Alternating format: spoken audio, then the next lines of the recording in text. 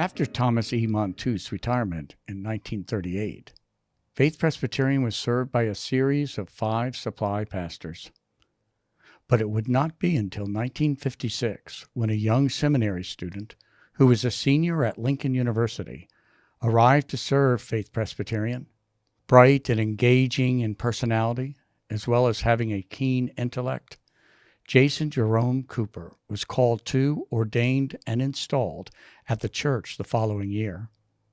Montooth was present on that joyous day in 1957, noting that it had been 18 years since Faith had had an installed pastor.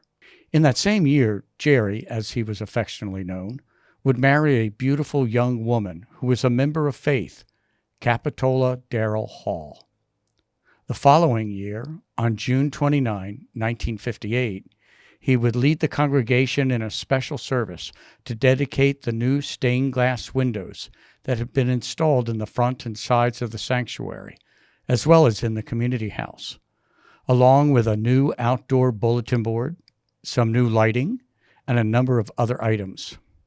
By the end of 1960, the congregation retired 2 large debts. A letter from Senate Executive Douglas Vance commended the congregation, stating, "It is a notable achievement, and I am sure your people can feel justifiable pride in this milestone." However, the sanctuary was badly in need of renovations, and dwindling attendance numbers and finances raised growing concerns. Nonetheless, while no doubt carrying a heavy burden in regard to the struggles of the congregation he had come to love, Cooper not only faithfully continued to minister to his flock, but in the greater York community as well.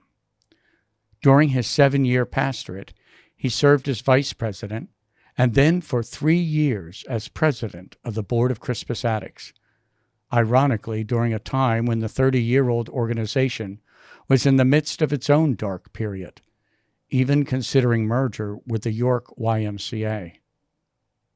In 1961, 45 years after Reverend Dr. W. E. Williams' famous address to the York Ministerial Association, Jerome became the first black clergyman to be elected as its president. In addition, he served on the executive committee of the local NAACP, the Board of the United Way of York, the York County Council of Community Services, the York City Police Advisory Board, and the York City Charter Committee. Unfortunately, in spite of his strong preaching skills, his contagious personality, and enthusiasm for ministry, Jerome Cooper eventually discovered the profound, debilitating impact that almost 2 decades of inconsistent pastoral leadership had had on this once vibrant and community-engaged congregation. Conversations, albeit not public, of the possible need to merge with another Presbyterian congregation had begun within 3 years of his installation as a pastor.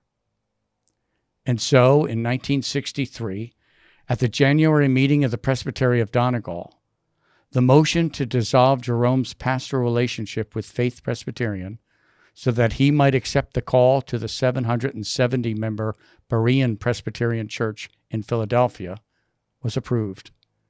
The historic black congregation was founded in 1880, with one of its founders being the famous Underground Railroad conductor, author, and educator William Still.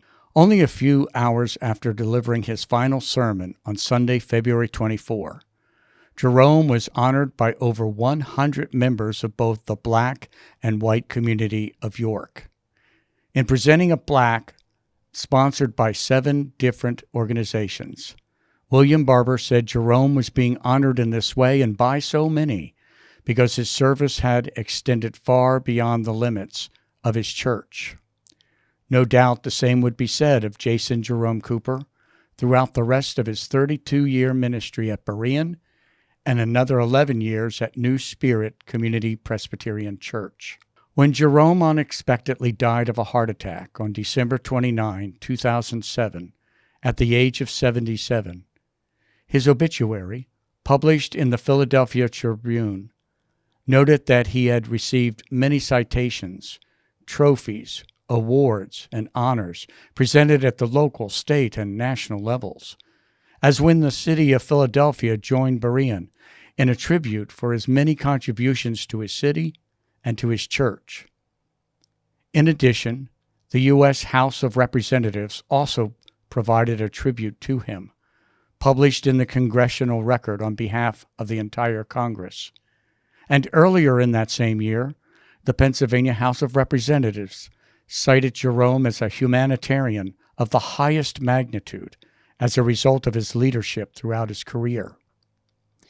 Equally notable, perhaps, he also met and had become a friend with Bishop Desmond Tutu, was a guest at 10 Downing Street in London, England, and had an audience with Pope John Paul II in Rome, Italy.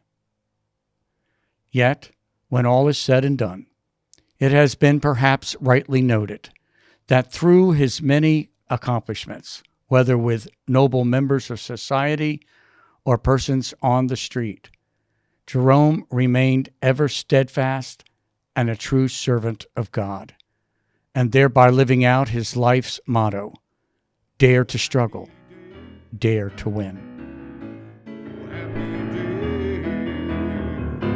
When Jesus washed, oh, when he washed, when Jesus washed, he washed my sins away.